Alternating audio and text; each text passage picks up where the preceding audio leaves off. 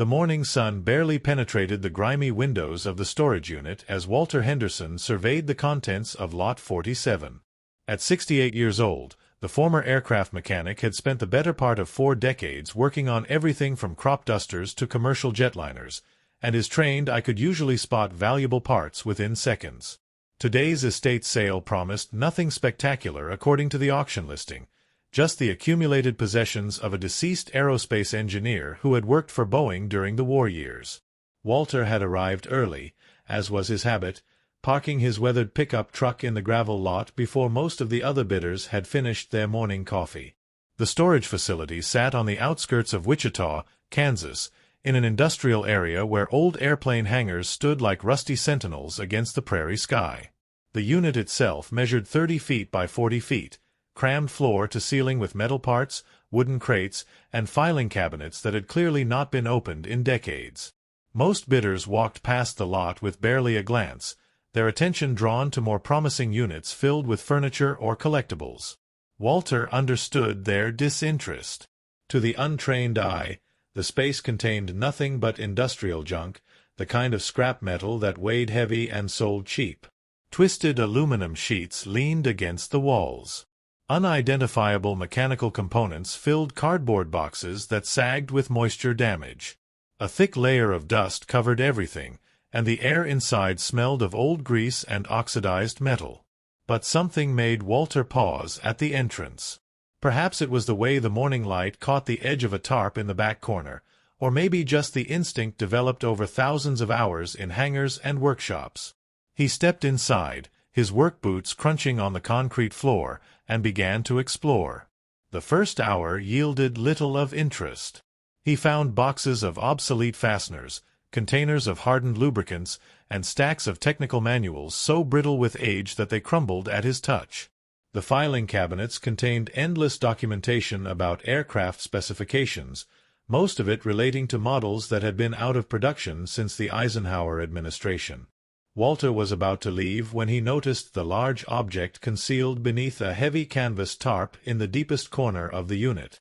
The tarp itself had partially disintegrated, its fibers weakened by decades of temperature fluctuations and humidity. Walter grabbed a corner and pulled, sending up a cloud of dust that made him step back and cough.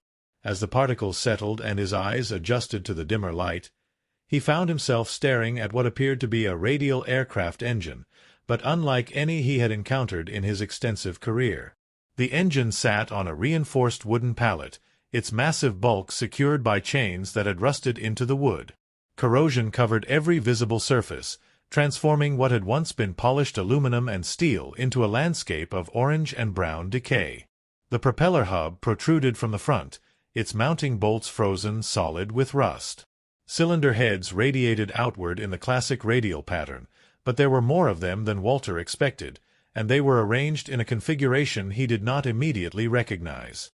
He walked around the engine slowly, his experienced hands hovering over its surface without quite touching it. Despite the corrosion, certain features remained visible. The engine measured roughly 4 feet in diameter and appeared to have 4 rows of cylinders, making it a massive 28-cylinder power plant. Deep within the rust, Walter could make out fragments of what might have been military markings, though they were too degraded to read clearly. A metal data plate still clung to the crankcase, but decades of oxidation had rendered most of its stamped information illegible. Before we continue with this incredible story, if you're enjoying this deep dive into hidden history, hit that subscribe button and join our community of history enthusiasts. And for those who want to support the channel and get exclusive behind-the-scenes content, check out the Super Thanks option below this video. Also, drop a comment and let us know where in the world you're watching from. Now, let's get back to Walter's discovery that would shake the aviation history community to its core. Walter pulled out his phone and snapped several photographs, though he knew the images would fail to capture the true scale and condition of the engine. His mind raced through possibilities. The 4-row configuration suggested a Wright R-3350 duplex Cyclone or possibly a Pratt & Whitney R-4360 Wasp Major, both engines that had powered various military and civilian aircraft in the 1940s and 50s. Either one would be valuable to collectors and museums, assuming the engine could be restored or at least preserved. The auction began at 10 o'clock sharp. Walter registered his bidder number and waited as the auctioneer worked through the smaller lots. When Lot 47 finally came up, the auctioneer's description matched the dismissive tone of the catalog listing. Industrial scrap, aviation parts, sold as is where is, no warranties or guarantees. The opening bid was set at $200. Walter raised his paddle, expecting competition from other knowledgeable bidders or scrap dealers. To his surprise, no other hand went up. The auctioneer called for additional bids twice, his voice echoing across the nearly empty parking lot, before bringing down his gavel with a sharp crack. Sold to bidder 42 for $200, plus the buyer's premium and applicable taxes. The paperwork took another 30 minutes. Walter paid with a check, arranged for the storage facility to remain open an extra 2 hours, and called his neighbor's grandson who owned a flatbed trailer. While waiting for help to arrive, he returned to the unit and began documenting everything more thoroughly. He photographed the engine from every angle, measured its dimensions as best he could, and carefully examined the data plate with a magnifying glass he kept in his truck. Under the magnification, a few characters on the data plate became barely legible.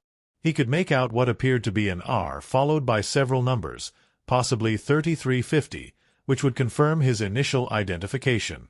But there were other markings too, stenciled characters that seemed military in origin but did not match any designation system he knew. One sequence of numbers had been partially stamped over, as if someone had tried to obscure the original marking, a practice Walter had never encountered in all his years working with military surplus aircraft. Moving the engine proved to be a substantial undertaking. Even with the help of 2 strong young men and a portable engine hoist Walter had brought from his shop, the process took nearly 3 hours. The engine weighed close to 3,000 pounds, and the rusted chains securing it to the pallet had to be cut with bolt cutters. They loaded it onto the flatbed with agonizing care, Walter constantly worried that the corroded metal might crack or crumble under the strain. By mid-afternoon, the engine sat in Walter's garage, a converted barn behind his house that had served as his personal workshop for the past 20 years. The space was a mechanic's dream, equipped with a full array of tools, parts washer stations, compressed air lines, and enough lighting to perform surgery. Aircraft components in various states of disassembly occupied every horizontal surface, from magneto rebuilds to carburetor restorations. The new arrival dominated the center of the floor, looking simultaneously magnificent and pathetic under the bright overhead lights. Walter spent the rest of that day simply observing the engine, walking around it, studying it from different angles, trying to understand what made it different from the hundreds of other radial engines he had serviced over the years. Something about the proportions seemed slightly off, as if the basic design had been stretched or modified in subtle ways. The cylinder spacing was irregular, with some cylinders positioned closer together than others. The accessory case mounted on the rear of the engine appeared oversized, with mounting points for equipment he could not identify. That evening, he pulled out his reference library, an extensive collection of technical manuals, maintenance guides, and historical documents he had accumulated over decades. He located the right R3350 documentation and spread it across his workbench, comparing the diagrams to what sat before him. The basic architecture matched, with the 4-row configuration and similar overall dimensions, but dozens of details diverged. His engine had additional mounting bosses cast into the crankcase, extra cooling fins on the cylinder heads, and a supercharger assembly that did not appear in any of the standard R3350 variants. The weekend arrived, and Walter dove into the restoration with the enthusiasm of a much younger man. He started with the careful process of cleaning away decades of accumulated grime and surface rust. Using soft wire brushes, chemical rust removers, and endless patience, he worked section by section, gradually revealing the metal underneath. Each area he cleaned exposed more mysteries. Welding repairs appeared in locations where standard engines had no welds. Reinforcement plates had been added to the crankcase in a pattern that suggested someone had anticipated stress loads beyond normal operating parameters. On Sunday afternoon, while cleaning around the propeller reduction gearbox, Walter's brush uncovered a series of stenciled letters that had been protected from the worst of the corrosion by a thick layer of dried oil. His heart rate quickened as he carefully worked around the marking, using cotton swabs and solvent to reveal each character. When he finished, he sat back on his shop stool and stared at what he had found. XR 3350-35 was clearly visible, stenciled in the precise style of military experimental designations. The X prefix indicated an experimental engine, something that had never entered production. The variant number, 35, was one he had never encountered in any documentation. Below the main designation, another line of text had survived: restricted, do not photograph. Walter reached for his phone to search online for information about the XR 3350-35, then stopped himself. Something about the security marking made him pause. Even 70 years after the war, some military secrets remained classified. He decided to continue the physical restoration while researching the engine's history through more traditional means. Over the following weeks, Walter fell into a routine. Each morning, he spent 2 hours in the garage, methodically cleaning and documenting the engine. Each afternoon, he drove to the Wichita Public Library, where the local history section contained extensive archives related to the city's aviation industry. Boeing had maintained a major presence in Wichita throughout the war, and the library had preserved thousands of pages of declassified documents, employee newsletters, and historical photographs. The engine itself slowly emerged from beneath its coat of corrosion. As Walter worked, he discovered that much of what he had assumed was irreparable rust damage was actually surface deep. Beneath the oxidation, the metal remained surprisingly sound, protected by the high-quality alloys and protective coatings used in military applications. He found manufacturer stampings on individual cylinders, date codes on various components, and assembly marks that suggested the engine had been built in late 1944 or early 1945. But it was the anomalies that truly fascinated him. One of the cylinder heads bore evidence of having been replaced with a component that did not quite match the others. The replacement was dimensionally identical but appeared to be cast from a different alloy, with a slightly different color and grain structure. Several of the accessory mounting pads had been drilled and tapped for equipment that clearly had nothing to do with normal engine operation. One mounting point seemed designed for electronic equipment, highly unusual for a mechanical power plant from that era. The library research proved equally intriguing. Walter discovered references to several classified aircraft programs that Boeing had operated during the final years of World War II. Most of the information remained redacted, with crucial details blacked out or removed entirely, but tantalizing fragments remained. One declassified memo from 1944 mentioned the need for upgraded engines to power an unnamed aircraft that required both high-altitude performance and extended range, capabilities that pushed beyond what any existing engine could deliver. A breakthrough came during his third week of research. Walter found a photograph in a collection of images donated by a former Boeing engineer. The picture showed a section of the experimental assembly building, with several large aircraft engines visible in the background. The photo had been taken in February 1945, according to the date stamp in the corner. Though the engines in the background were out of focus, Walter recognized the distinctive configuration of 4-row radial power plants. More importantly, he could make out stenciled designations on their crankcases, and one of them appeared to read XR 3350.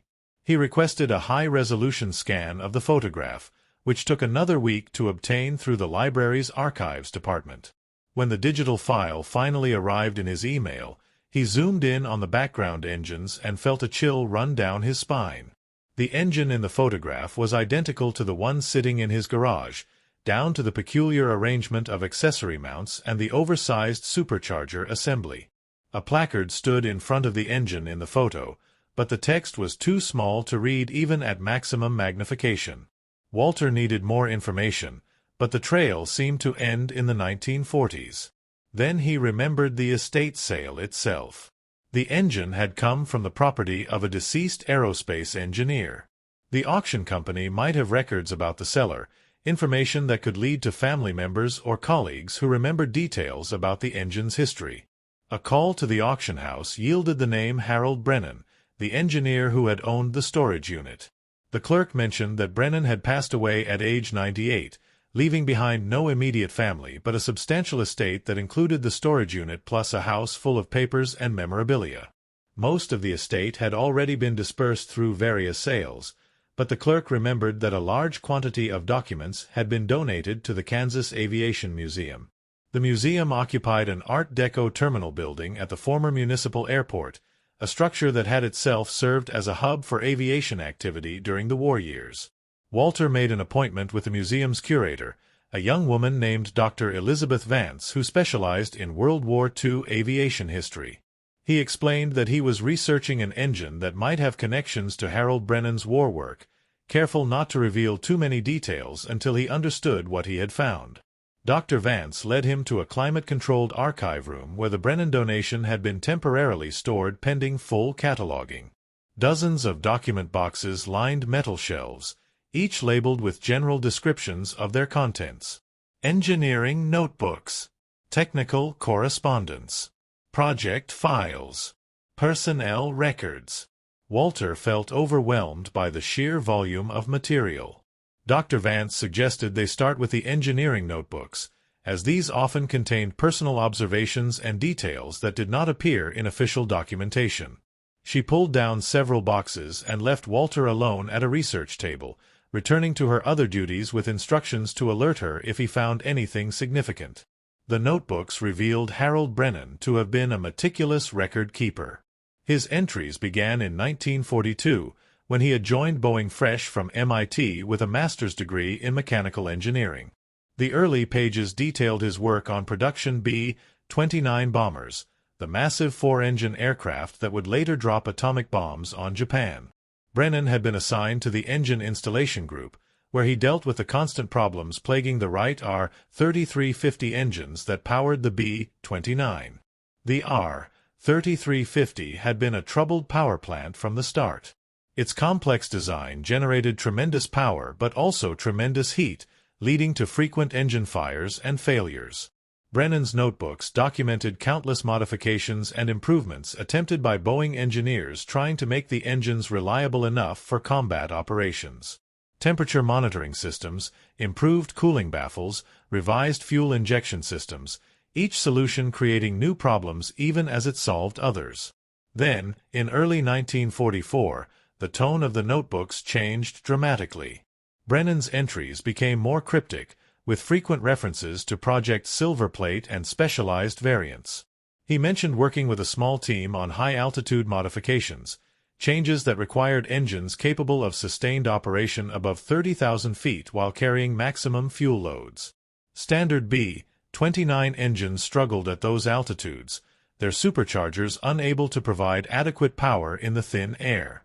Walter flipped through page after page, watching the technical complexity increase. Brennan described experimental supercharger designs, modified fuel systems, strengthened internal components rated for higher operating pressures. The engineer had sketched detailed diagrams in the margins, showing cross-sections of modified cylinder heads and revised cooling systems. Many pages bore security stamps: restricted, confidential, secret. In a notebook dated October 1944, Walter found the reference he had been seeking. Brennan described receiving 3 experimental engines designated XR-3350-35, special modifications of the base R-3350 design incorporating every improvement the engineering team had developed. These engines were intended for installation on B-29 airframes modified for a highly classified mission that Brennan was not authorized to know details about. His job was simply to ensure the engines could perform as required. The next several notebook entries detailed extensive ground testing of the XR-3350-35 engines. They performed beautifully, exceeding all specifications for power output, fuel efficiency, and high-altitude operation.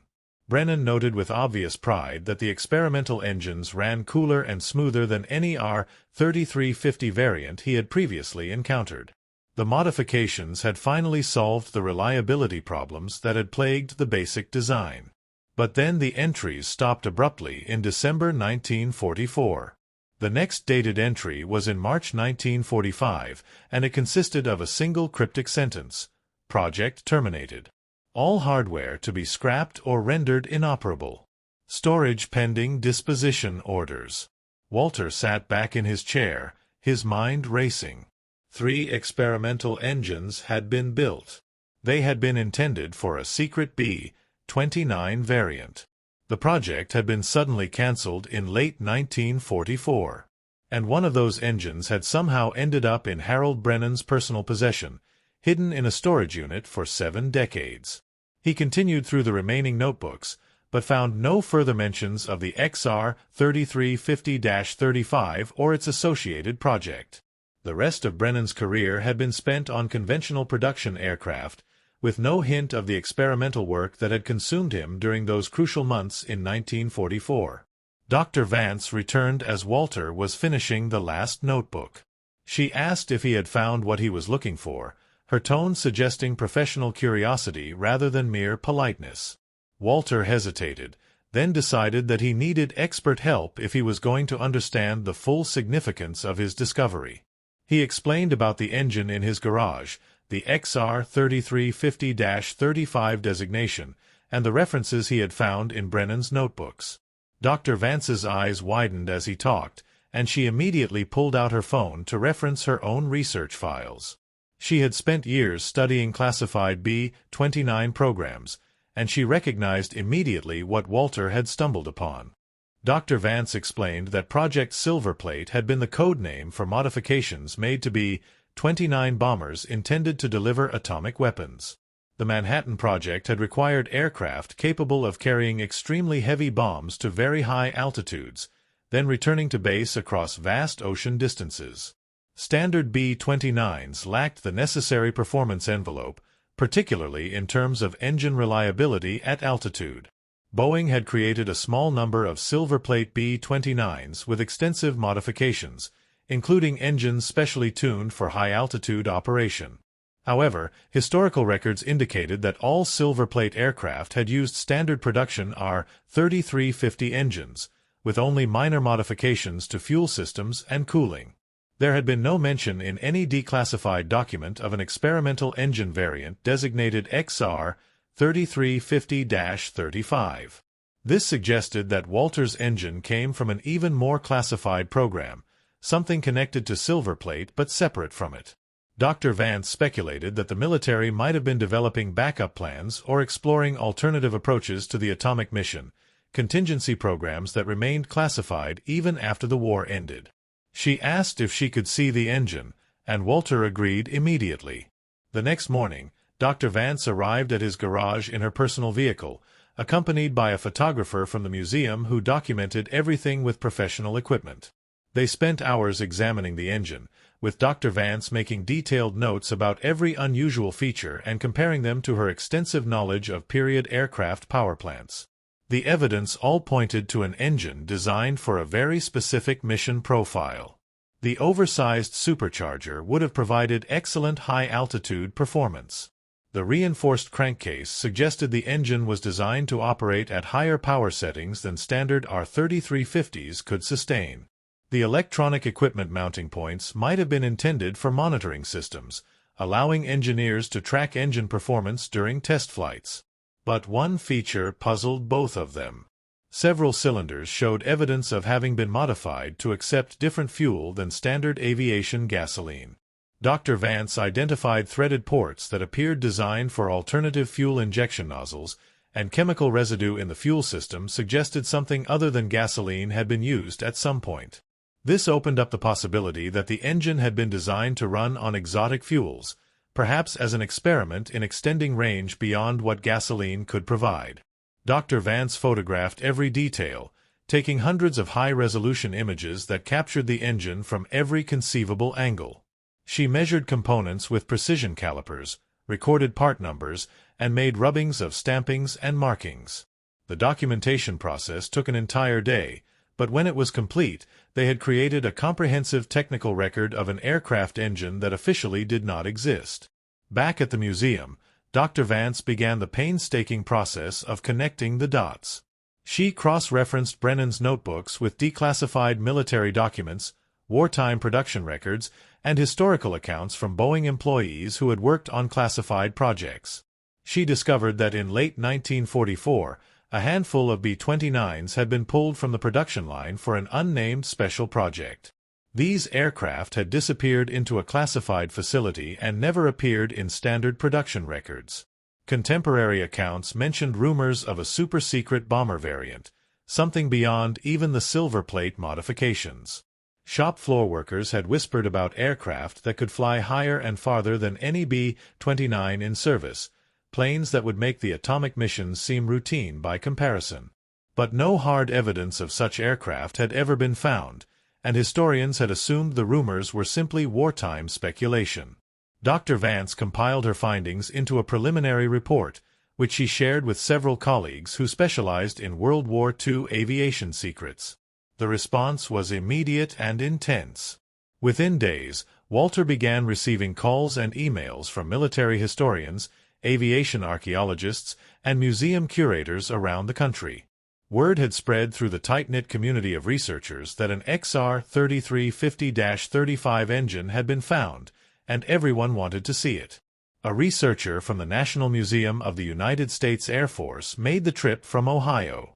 He spent 2 days examining the engine and comparing it to the museum's extensive collection of Wright radial engines. His conclusion matched Walter's initial assessment. This was indeed an R-3350 variant, but one so extensively modified that it represented a distinct subtype. The modifications would have required significant engineering resources and extensive testing, suggesting a major program rather than a one-off experiment. The Air Force researcher also brought troubling news. He had checked with the Air Force Historical Research Agency, which maintained classified records that had never been made public. According to his contact at the agency, records of an experimental B-29 variant with advanced engines existed, but they remained classified under a national security restriction that had been renewed as recently as 2015, 70 years after the war ended.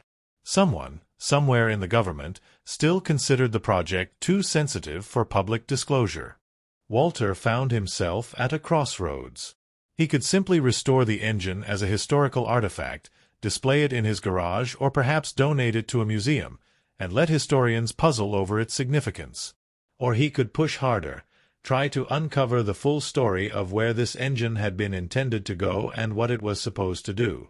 The fact that the project remained classified decades after everyone involved had died suggested secrets that powerful people wanted to keep buried. He chose to push forward. With Dr. Vance's help, he filed Freedom of Information Act requests with multiple government agencies, asking for declassification of records related to the XR-3350-35 engine and associated aircraft projects. The requests disappeared into bureaucratic channels, with automated replies indicating that responses might take months or even years. Meanwhile, Walter continued the physical restoration. He had moved beyond simple cleaning and was now carefully disassembling the engine, component by component. Each part received individual attention, with rust removed, surfaces preserved, and damage documented. He discovered that despite 7 decades of storage, the engine remained largely intact. Someone had taken great care in preparing it for long-term preservation, draining all fluids, coating internal surfaces with protective compounds, and sealing openings against moisture intrusion. As Walter worked deeper into the engine, he found more evidence of its exotic nature. The crankshaft was forged from an unusual alloy, significantly stronger than standard R-3350 cranks. The connecting rods used an advanced bearing design that would not become common in aircraft engines for another decade. The supercharger impeller was machined to tolerances that seemed impossibly tight for 1940s manufacturing technology. Most intriguing were the cylinders themselves. Each one bore manufacturing date codes, and Walter noticed that they came from 3 different production batches spanning several months. This suggested that the engine had been assembled, tested, disassembled for modifications, then reassembled at least twice. Such extensive development work reinforced the image of a major engineering program with substantial resources behind it. 6 months after filing his FOIA requests, Walter received his first substantive response. The National Archives indicated that they had located records responsive to his request, but these records were being withheld under exemptions for classified national security information and presidential communications. However, the archives noted that a mandatory declassification review was scheduled to examine these records in the coming year, and Walter's request would be considered as part of that review. It was not the breakthrough he had hoped for, but it confirmed that records existed and that someone was paying attention to his inquiries. Dr. Vance suggested that the presidential communications exemption was particularly interesting, as it suggested that decisions about the engine's associated project had been made at the highest levels of government, possibly by President Roosevelt or Truman themselves. The story had attracted enough attention by now that a producer from a documentary production company contacted Walter about featuring the engine in a program about secret World War II technology. Walter agreed, seeing it as a way to bring additional pressure on the government to declassify the relevant records. The filming took place over several days, with professional crews documenting both the engine and Walter's painstaking restoration work.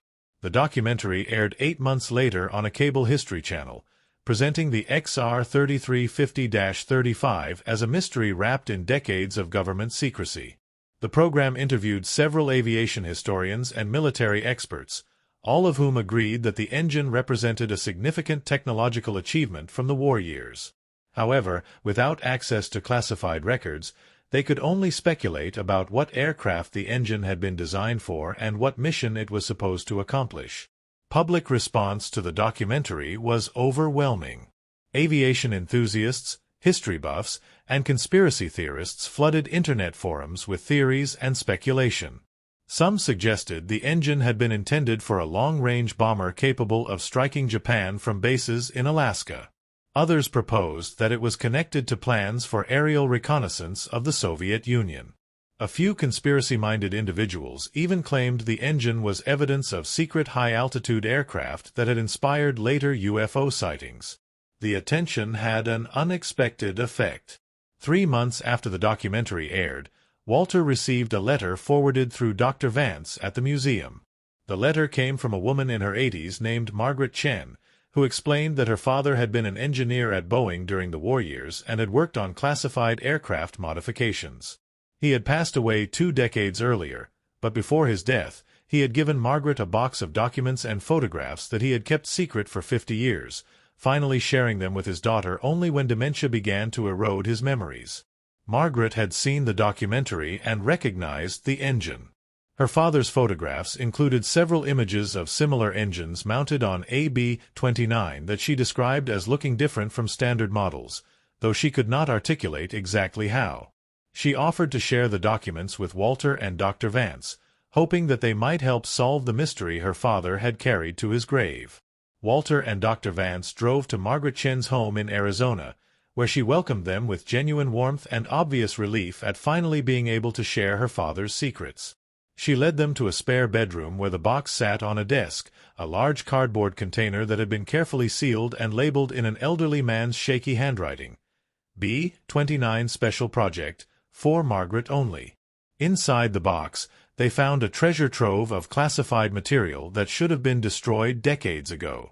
Dozens of photographs showed B-29 bombers in various stages of modification, with engines that matched Walter's XR3350-35.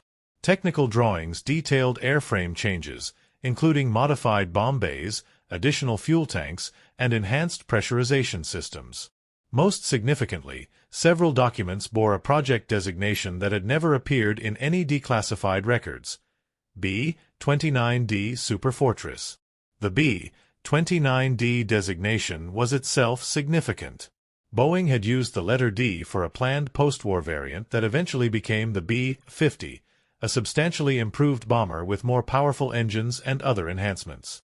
But these documents described a different B-29D entirely, one developed during the war for a specific mission that remained maddeningly vague in the available paperwork. One document, a project summary dated November 1944, provided the clearest description of the B-29D's intended purpose.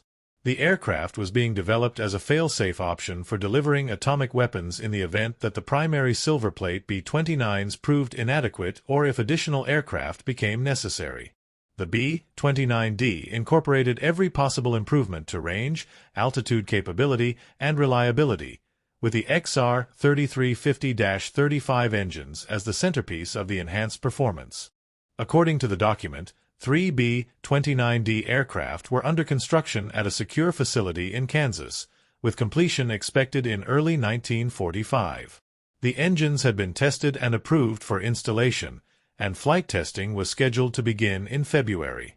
But then the document trail ended, with a final memo dated December 15, 1944, ordering suspension of the B-29D program pending further review. Margaret Chen's father had written a personal note on the back of one photograph, a faded pencil inscription that explained what had happened. The Manhattan Project leaders had concluded that the primary silver plate B-29s would be sufficient for the atomic mission, making the backup B-29D program unnecessary. Rather than complete the 3 aircraft under construction, the decision had been made to mothball the partially finished planes and scrap the specialized engines. The entire program was reclassified at a level even higher than the Manhattan Project itself, buried so deeply that it would not complicate the historical record of the atomic missions. But Harold Brennan, who had poured months of work into developing the XR-3350-35 engines, could not bear to see them destroyed. He had arranged to keep one engine, claiming it was being retained for potential future testing. Instead, he had hidden it away, preserving a piece of engineering history that officially no longer existed.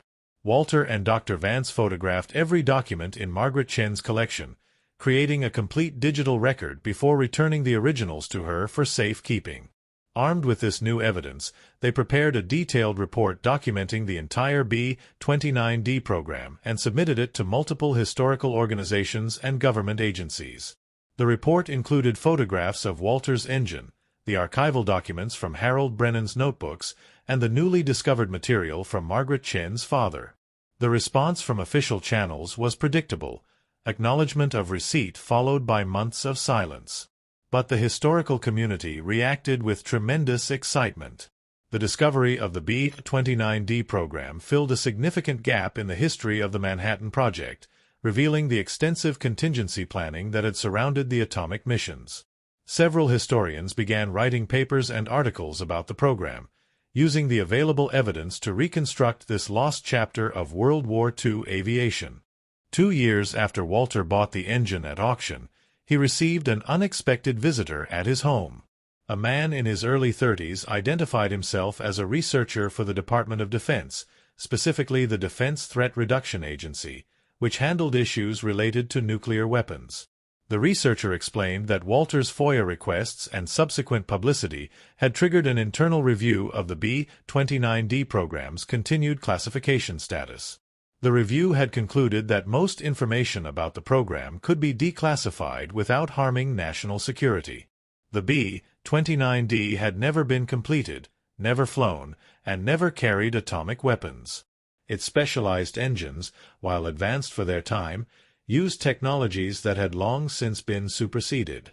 The only reason the program had remained classified was bureaucratic inertia, with classification stamps being routinely renewed because no one had bothered to question whether secrecy was still necessary.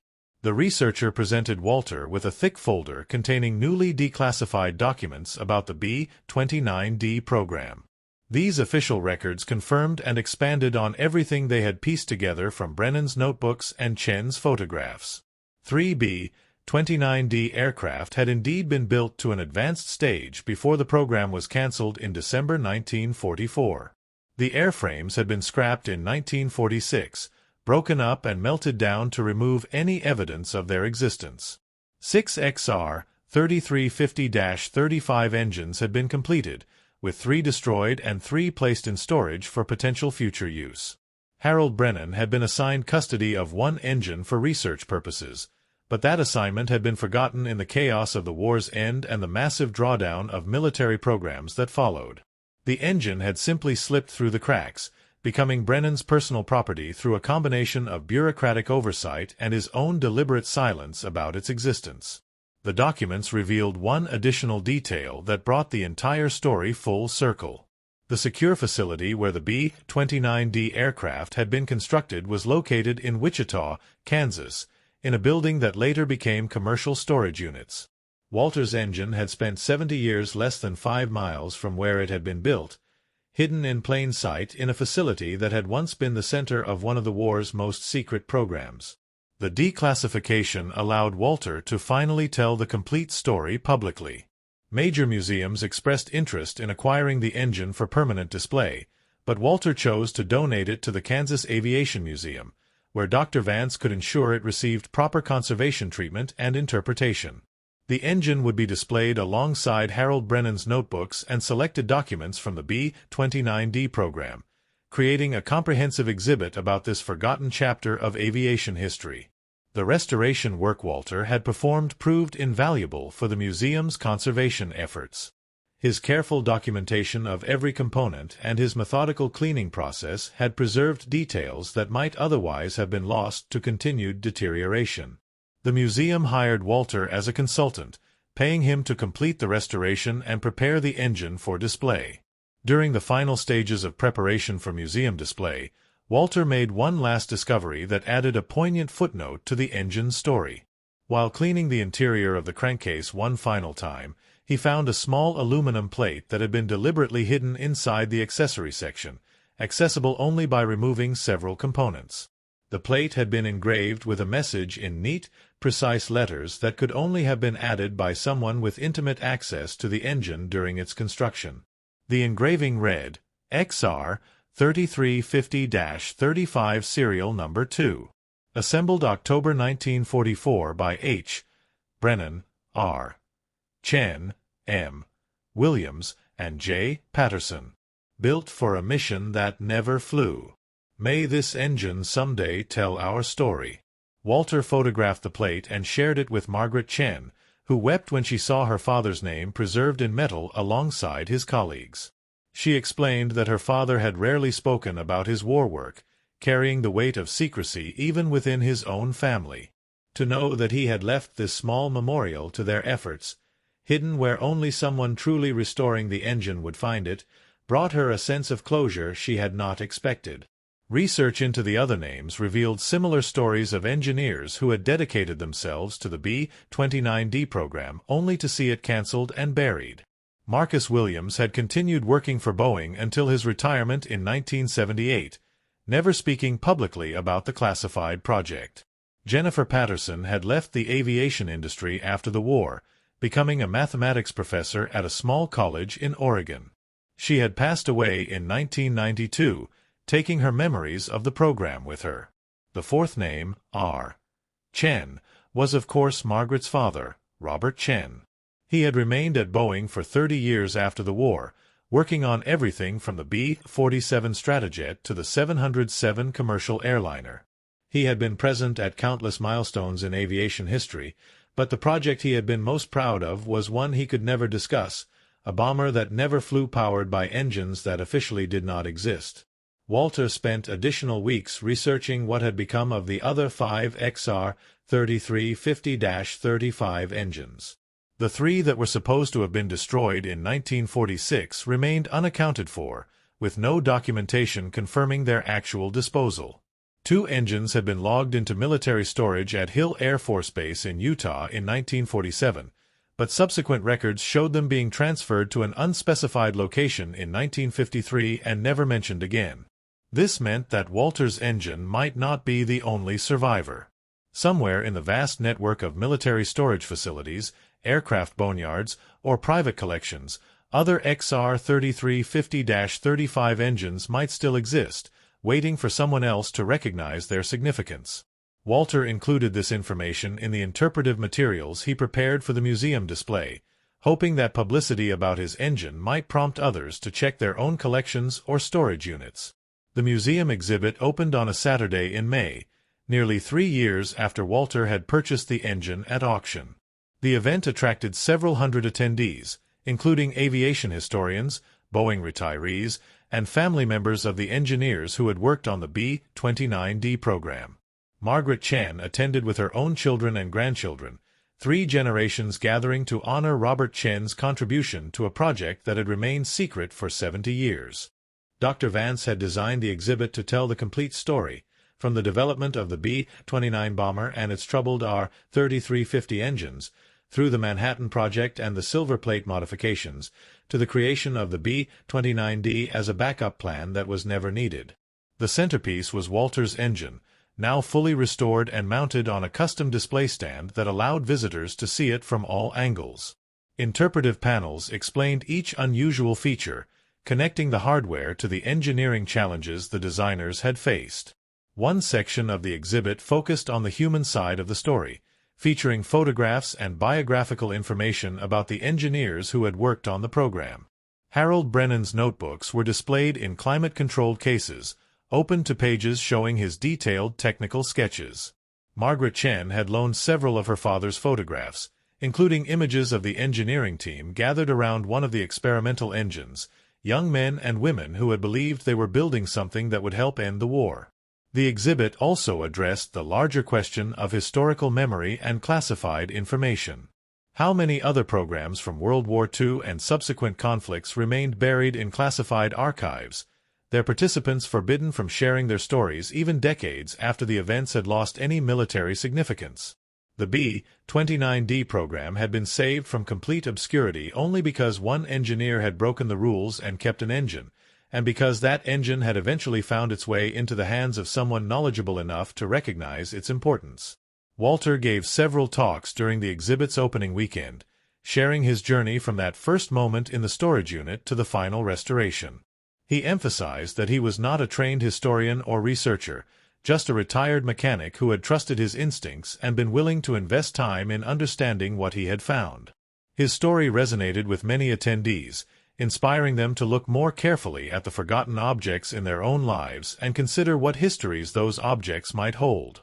In the months following the exhibit opening, several people contacted the museum with information about other potentially significant aircraft components they had discovered. Most proved to be standard parts with interesting but not historically significant provenance. However, one call led to the recovery of a complete set of engineering drawings for the B-29D airframe modifications, found in the estate of another Boeing engineer who had worked on the program. These drawings filled in additional details about the aircraft design and were added to the museum's collection. The National Museum of the United States Air Force requested and received permission to create a detailed 3D scan of Walter's engine, which would be added to their digital archives and made available to researchers worldwide. The scanning process took an entire week, with technicians capturing every surface and internal feature at sub-millimeter resolution. The resulting digital model would allow future researchers to study the engine without needing physical access, preserving the information even if the physical artifact were someday lost to deterioration or disaster. Aviation magazines and history journals published articles about the B-29D discovery, reaching audiences far beyond the local community. Several of these articles prompted responses from elderly veterans who had heard rumors about special B-29 variants during their military service. While none could provide direct evidence of the B-29D program, their testimonies added context about the atmosphere of secrecy and compartmentalized information that had characterized the final years of the war. One particularly moving response came from a 94-year-old former Army Air Forces pilot who had flown B-29 missions over Japan. He explained that in early 1945, crews had been told that new aircraft with improved engines might be arriving soon, planes that could fly higher and faster than the standard B-29s. The promised aircraft never appeared, and the war ended before anyone learned what had happened to them. Reading about the B-29D program 60 years later finally answered a question he had carried since his youth. Walter's life settled into a new rhythm after the exhibit opening. He continued to work on other restoration projects in his garage, but nothing captured his imagination quite like the XR-3350-35 had done. He remained involved with the museum as a volunteer consultant, helping to evaluate and document new acquisitions. Dr. Vance frequently called on him when questions arose about vintage aircraft engines, valuing his practical knowledge and his ability to read the stories written in corroded metal and worn components.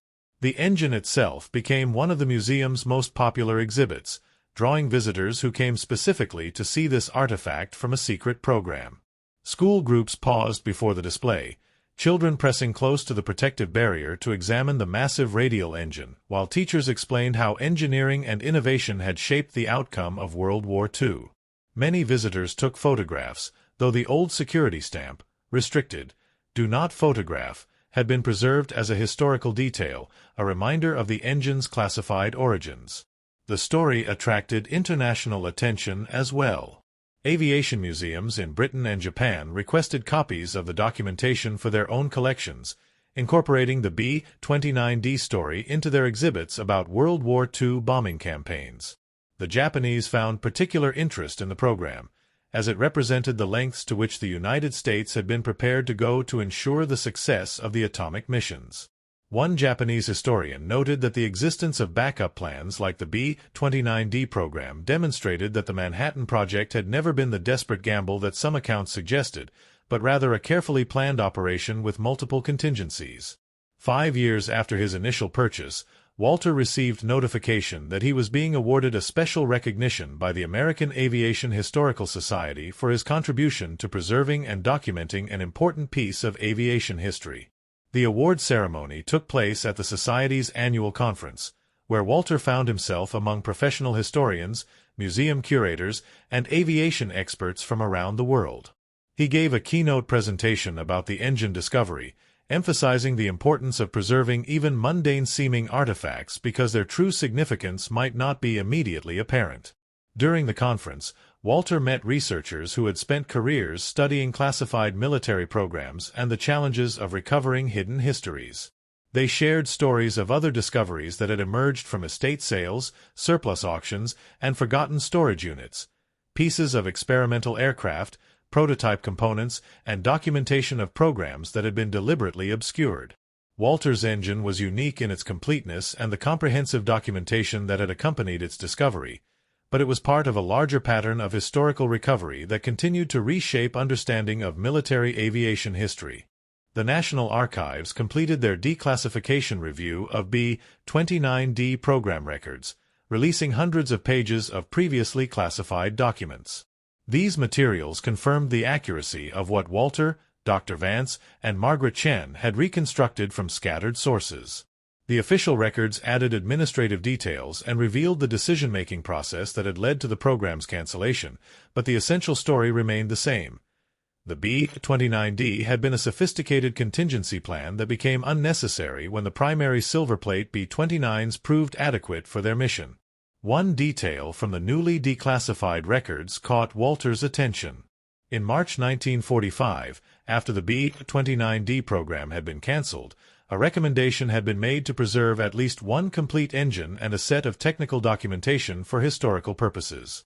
The recommendation had been approved at a high level, with instructions that the materials should be stored securely and classified until such time as their disclosure would no longer compromise national security. Harold Brennan's retention of the engine, which had seemed like a personal initiative or even a rule violation, had actually been authorized all along. He had simply taken the assignment more seriously than anyone expected, guarding the engine for his entire life and ensuring its preservation for future generations. This revelation changed how Walter thought about his role in the story. He had not rescued the engine from destruction, but rather had become the next custodian in a chain of preservation that began with the engineers who built it and continued through Harold Brennan's lifetime of careful storage. The engine had been waiting in that storage unit not through accident or neglect, but because it was supposed to be there, protected and hidden until someone came along who could recognize what it was and complete the mission of bringing its story to light. Epilogue. The Kansas Aviation Museum's B-29D exhibit remained popular for years, regularly updated with new information as additional details emerged from ongoing research. Dr. Vance published a comprehensive academic paper about the program, which became a standard reference for historians studying backup plans and contingency programs during World War II. Margaret Chen donated her father's complete collection of documents and photographs to the museum, ensuring that Robert Chen's contribution would be permanently preserved alongside the physical engine he had helped create. Walter continued his restoration work well into his 70s, though he never found another project that matched the significance of the XR-3350-35. He took satisfaction in knowing that he had played a role in recovering an important piece of history, transforming a rusted engine into a testament to the ingenuity and dedication of wartime engineers. The $200 he had spent at auction had proven to be the best investment of his life, not in monetary terms but in the richness of the journey it had initiated. The search for the other XR-3350-35 engines continued, with aviation archaeologists following various leads about military surplus sales and storage facility dispersals. None of the other engines had been definitively located, though several promising leads remained under investigation.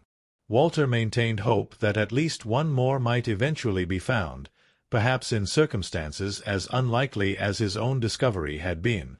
On the 10th anniversary of the exhibit's opening, the museum held a special celebration. Walter attended, now 78 years old but still energetic and engaged.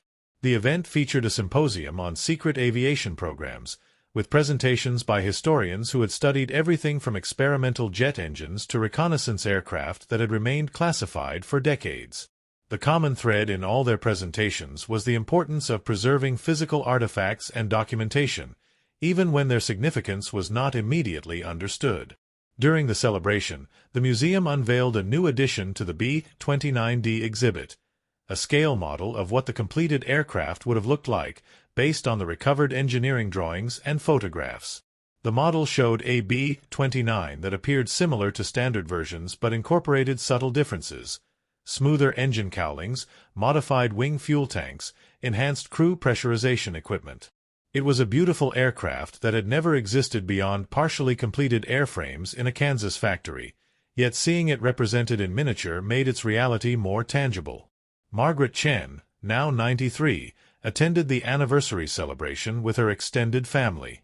She stood before the engine display for a long time, her hand resting lightly on the protective barrier, remembering her father and the dedication he had shown to his work. Before leaving, she told Walter that her father would have been proud to know that his engine had finally found its place in history, no longer hidden but celebrated as an example of American engineering excellence and the human commitment to preserving knowledge for future generations. The story of Walter's engine discovery had rippled outward in ways he never anticipated, inspiring others to document their family histories, preserve technical artifacts, and question what other secrets might be waiting in storage units and estate sales around the country. Several similar discoveries had been made in the years following his initial find, each one adding another piece to the complex puzzle of aviation history.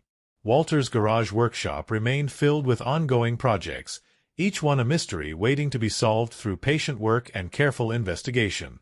He had learned that history was not always found in archives and museums, but sometimes in overlooked corners, covered in rust and forgotten by everyone except those who recognized that even corroded metal could tell profound stories about human achievement and sacrifice. The XR-3350-35 engine stood in the museum as more than just a piece of machinery. It represented the work of engineers who had poured their expertise into a project they knew might never be publicly acknowledged. It embodied Harold Brennan's commitment to preserving a piece of history he had helped create.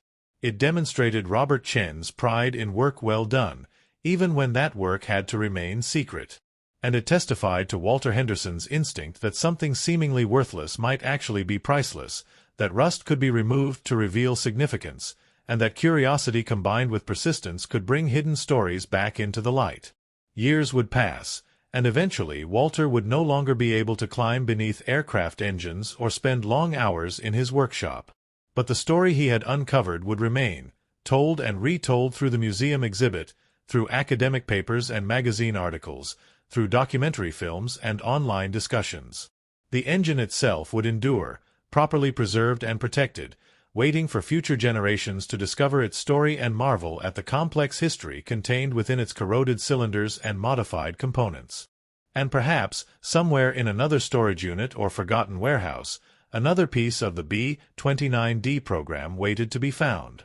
Another engine, or perhaps technical documentation, or photographs that had never been seen.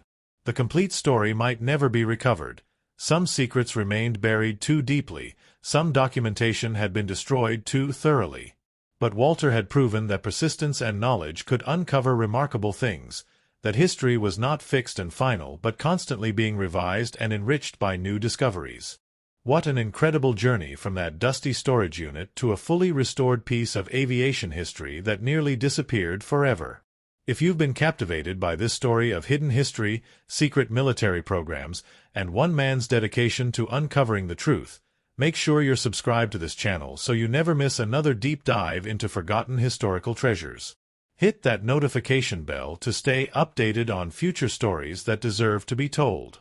And if you really want to support this channel and help us bring more of these comprehensive historical investigations to light, check out the Super Thanks button below this video.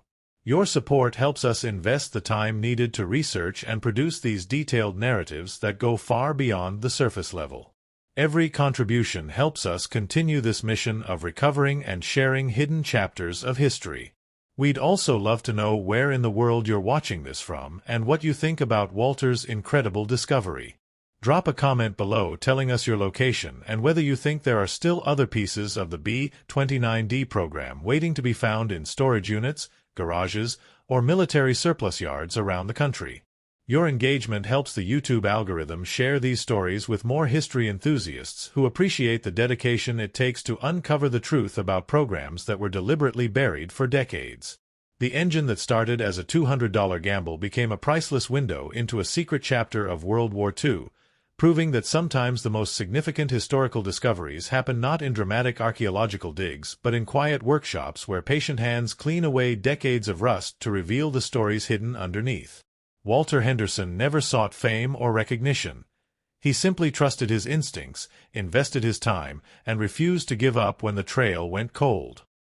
His story reminds us that history belongs to anyone curious enough to ask questions and persistent enough to find answers, whether you're a professional historian or just someone who recognizes that the corroded engine in a forgotten storage unit might be exactly what it claims to be on its hidden data plate. A piece of technology so advanced and so secret that it had to disappear from history entirely, waiting 7 decades for the right person to bring it back into the light where it belonged. All along.